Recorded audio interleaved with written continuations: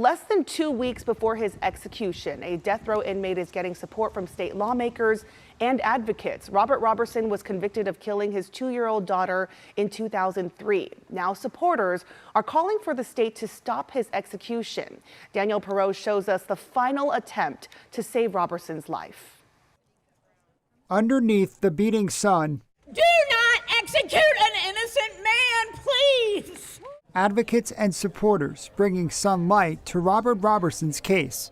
Judicial process has failed us, has failed Robert. Calling on the state to halt his execution. It would be a murder at the hands of the state of Texas and an affront to truth, reason, and common sense. Roberson has spent more than 2 decades on death row since he was convicted of killing his 2-year-old daughter Nikki in 2003.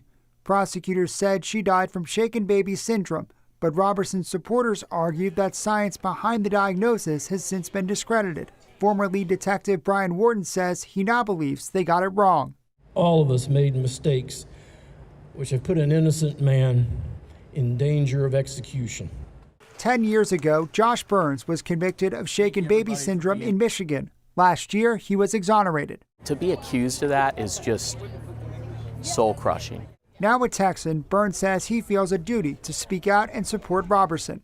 Robert needs that new trial to review the evidence where experts can come forward and he can have a proper defense. In a statement, Roberson thanked those supporting him. You are all a great, big blessing to me. Roberson's attorney, Gretchen Swen, says they believe evidence shows Nikki died of severe pneumonia, but investigators never considered that, and courts have never heard that evidence. You have very strong evidence of innocence and very strong evidence of due process violations in that the conviction is based on discredited science. Roberson's lawyers have detailed the evidence in pending appeals to the Texas Court of Criminal Appeals. They're now asking a federal appeals court to step in as well. While Swen says the state won't execute someone with pending appeals, there's no deadline for when the courts have to rule. They could wait until 5 minutes before the execution is scheduled to take place, really limiting our ability to challenge whatever the ruling is.